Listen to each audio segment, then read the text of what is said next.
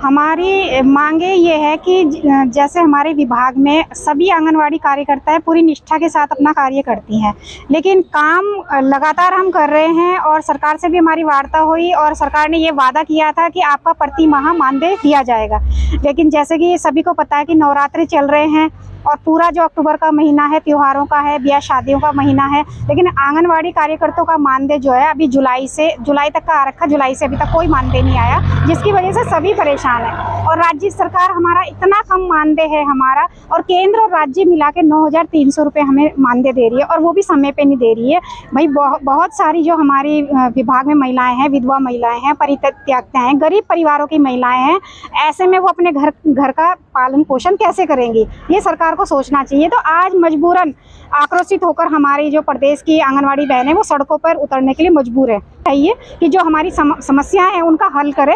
हमारे जो काम है, हमारे घंटों का पता नहीं चलता कि हम लोग सुबह उठ के रात के 10-11 बजे तक हमसे रिपोर्टिंग मांगते जाते हैं कि भाई ये रिपोर्ट दे दो, ये मतलब ये नहीं पता कि 8 घंटे काम करना है, 4 घंटे काम करना है या 10 घंटे काम करना है। दूसरी बात ये है कि सरकार जो भी लाभार्थियों को सामान दे रही है वो फेस कैप्चर के माध्यम से दे रही है, तो फेस कैप्चर हर महीने करना पड़ता है और कई लाभार्थियों के पास मोबाइल ना होने की स्थिति में फेस कैप्चर नहीं हो पाते और विभाग का दबाव होता है कि 100% काम करके दो।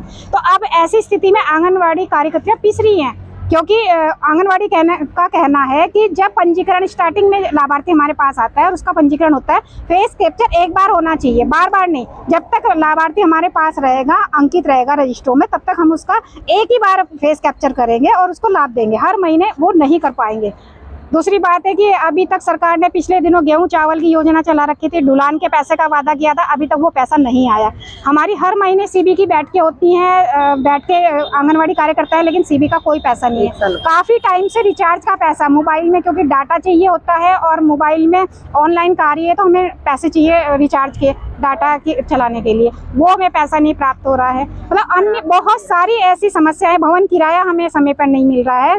कई आंगनवाड़ी कार्यकर्ता जो है मानसिक रूप से परेशान है, क्योंकि मकान मालिक द्वारा उन्हें परेशान किया जा रहा कि उनका लंबे समय से भवन किराया नहीं मिल रहा है। मतलब एक नहीं अनेकों समस्याएं हैं, तो अब मजबूरन हमें सड़कों पर उतरना पड़ेगा और आंदोलन करना पड़ेगा। ये कि सरकार समय रहते इन समस्याओं पे गंभीरता से चर्चा करे, नहीं तो फिर हम रोड पे उतरेंगे, जिम्मेदारी सरकार की रहेगी।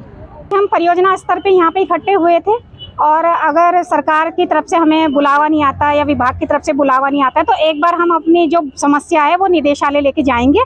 निदेशालय स्तर पर हम अपनी सारी बातों को रखेंगे। अगर निदेशालय स्तर पर भी इसका कोई समाधान नहीं निकला तो मजबूरन हमें फिर अनिश्चितकालीन हड़ताल पर जाना पड़ेगा।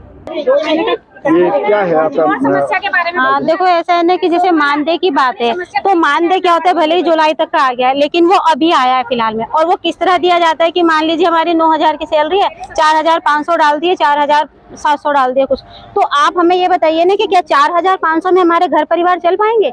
अगर आप 2 या 3 महीने में 4,500 रुपए डालेंगे तो क्या काम चल जाएगा आंगनवाड़ी का? इस आंगनवाड़ी में मजबूर महिलाएं लगी हुई हैं, उनका तो शोषण हो रहा है ना, काम करते रहो बस।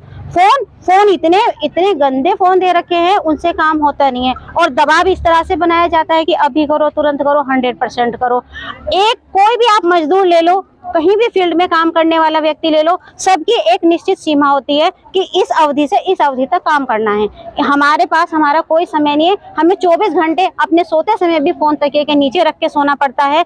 किस वक्त पे क्या रिपोर्ट मांग ली जाती है, हमें हमारा समय निश्चित किया जाए कि आपकी 8 से 2 की ड्यूटी है या कितनी समय, हमारा जो बिल्कुल समय वो बिल्कुल निश्चित होना चाहिए।